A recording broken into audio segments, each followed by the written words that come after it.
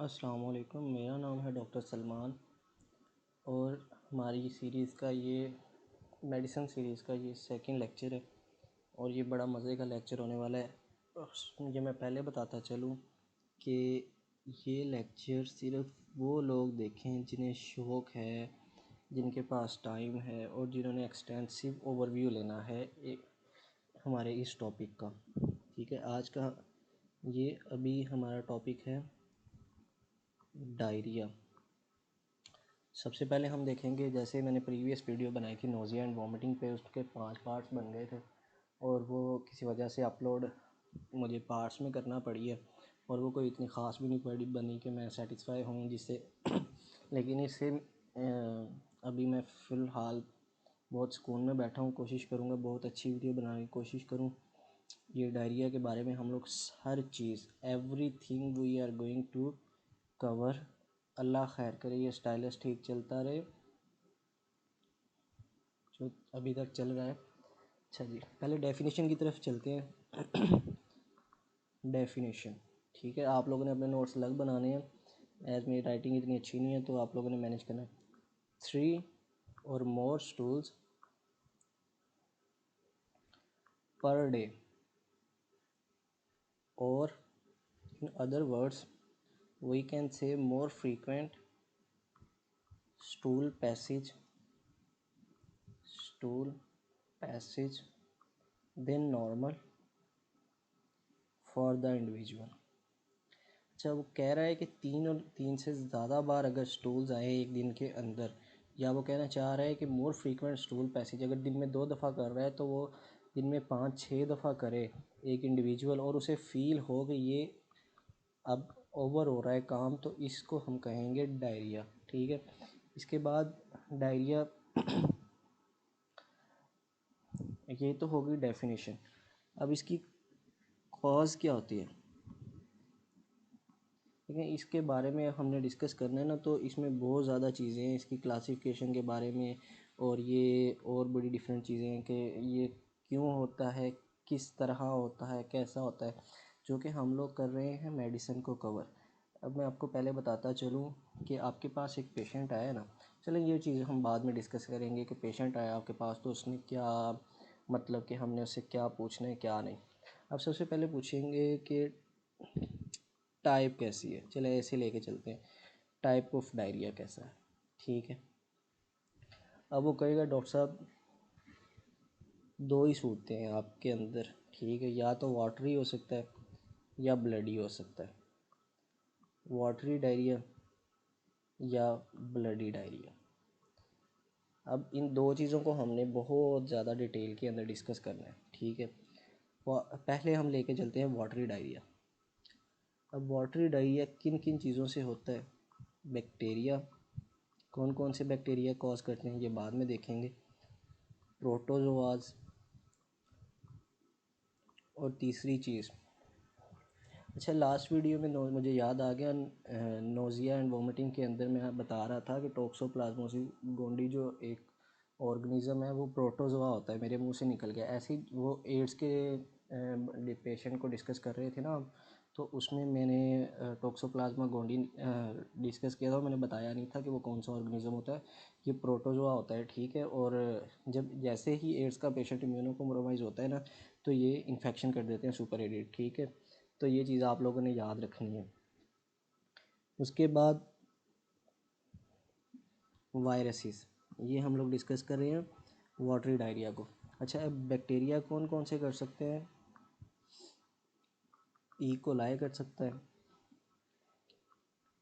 क्लोस्ट्रीडियोइडस difficile, सी difficile, उसके बाद clostridium परफ्रिंजिंस,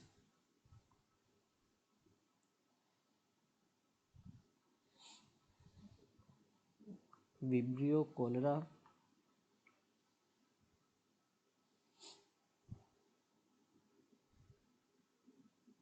और इसमें हम वाटरी डायरिया में एक अलग क्लासिफिकेशन रख लेते हैं ई कोलाई की, ये होता तो बैक्टीरिया ही है। अच्छा, अब प्रोटोजोआ के अंदर अब हमें डिस्कस करना है कि ये ई कोलाई क्या करता है? It causes travellers diarrhoea. ठीक है।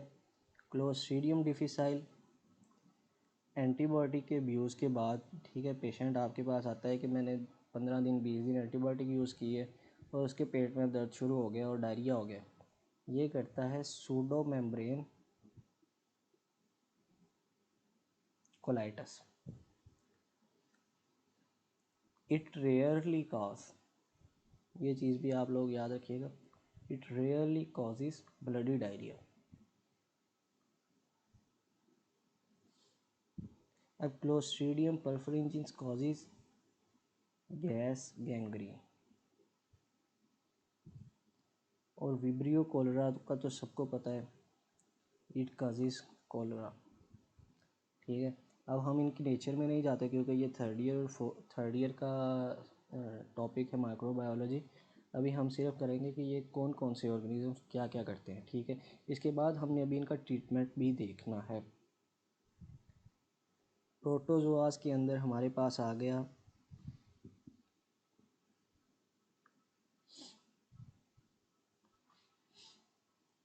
कलर चेंज कर लेते हैं, जियार्डिया लैम्बलिया। ये कंटेमिनेटेड पानी पीने से आपकी बॉडी में जाता है। ठीक है, किसी रिवर से, लेक से, पॉन्ड, स्विमिंग पूल वगैरह से। हाइकर की हिस्ट्री होगी इसमें। पेशेंट जो आएगा या वो हाइकर होगा या कैंपर होगा या वो गुजर रहा होगा किसी जगह से और उसने पानी पी लिया कहीं चलते पानी से। ये कॉज करता है जियार्डियासिस। ठीक है। उसके बाद दूसरा प्रोटोजोआ क्रिप्टोस्पोरिडियम। अच्छा, अब इसका जो ट्रांसमिशन है ना, ये फीको ओरल रूट है। स्टूल्स में इनके oocytes रिलीज़ होते हैं जो पानी के साथ मिक्सअप हो के, तो वो बाद में जब पानी पिया जाता है तो ये बॉडी में जाके फिर डायरिया कर देते हैं। It causes cryptosporidiosis. और ये भी इम्यूनो कॉम्प्रोमाइज इंडिविजुअल्स के अंदर लाइफ थ्रेटनिंग डायरिया कॉज कर सकता है। अच्छा, अब इसके बाद आ गए हैं वायरसेस। वायरसेस की हम अलग क्लासिफिकेशन बना लेते हैं। कौन कौन से वायरसेस डायरिया कॉज कर सकते हैं? Watery diarrhoea, rota virus and adeno virus. अब रोटा वायरस की फीको ओरल रूट से ट्रांसमिशन है और एडिनो की फीको ओरल प्लस कंटेमिनेटेड वाटर। ये दोनों मिलके कॉज करेंगे गैस्ट्रोएंटराइटिस।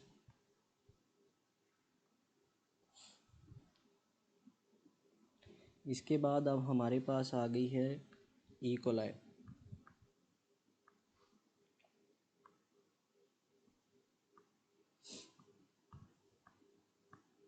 E coli. अच्छा, ई कोलाई एक तो होता है इंटेरो इन्वेसिव, इसका स्ट्रेन एक इंटेरो इन्वेसिव होता है, एक होता है इंटेरो हेमरेजिक। आपको भी याद आने शुरू हो जाएंगे जब भी आप लोग ये लेक्चर देखेंगे ना कि कौन कौन सा स्ट्रेन होता है। मुझे तो सिर्फ इतना याद है कि ये जो है ना, इसकी मोस्ट कॉमन सीरोटाइप 157H7 ये होती है इंटेरो हेमरेजिक और ये कॉज करती है हीमोलिटिक यूरेमिक सिंड्रोम। और जो इंटेरो इन्वेसिव होता है वो कॉज करता है गैस्ट्रोएंटराइटिस, मोस्ट कॉमन।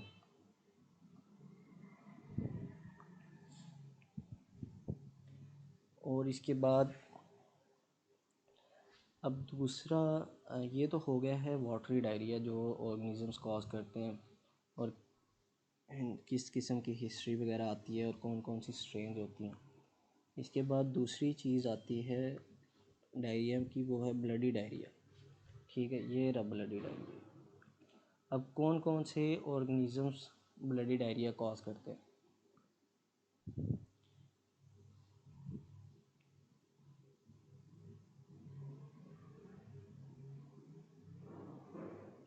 अच्छा, ये मिस्टेक हो गई है एक मेरे से। ये जो ई कोलाई है ना, ई कोलाई,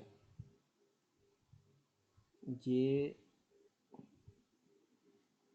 ब्लडी डायरिया इस कॉज करता है, ठीक है। ये मैंने वाटरी डायरिया के अंदर लिख लिया, ये आप लोग दोबारा करेक्ट कर लीजिएगा। E coli cause is bloody diarrhoea, और ये ई कोलाई की दोनों स्ट्रेन होती हैं। और जो एंटेरोटॉक्सोजेनिक स्ट्रेन होती है ना ई कोलाई की, यहाँ पे मैंने लिखा होगा इसकी एंटेरोटॉक्सोजेनिक स्ट्रेन जो है ना, वो कॉजेज़ करती है वाटरी डायरिया। अगर ये दो स्ट्रेन्स होंगी, ये कॉज करेंगे ब्लडी डायरिया। अब इसके बाद तीसरी चीज़ जो ब्लडी डायरिया कॉज करती है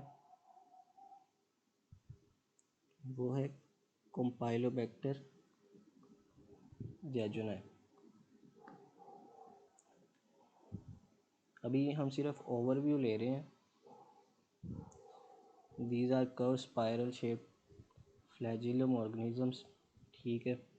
ये एंट्राइटिस कॉज कर देता है बच्चों के अंदर ख़ास तौर पे, और ये इतना मनहूस है ना ऑर्गेनिज़म,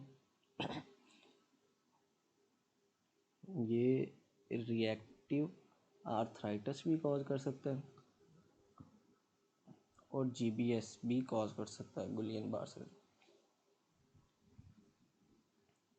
साल्मोनेला की नॉन टिपिकल स्पीशी,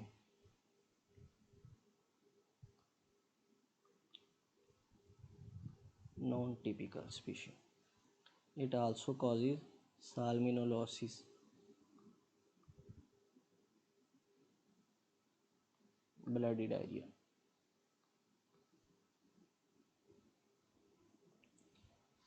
शिगेला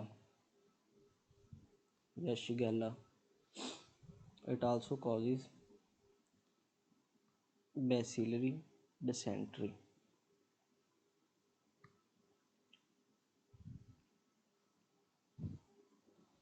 और भी ऑर्गेनिजम्स होते हैं, यर्सीनिया एंटेरोकोलाइटस, और जो एक प्रोटोजोआ होता है जो कॉज करता है bloody diarrhoea, and amoeba histolytica. Faeco oral route से ट्रांसमिट होगा। अमीबिक सिस्ट जो होते हैं वो स्टूल में से एक्सक्रीट होते हैं, और फिर जो वो स्टूल्स वाला पानी पिया जाता है तो ये फिर बॉडी में जाके अमीबिक डाइसेंट्री करते हैं,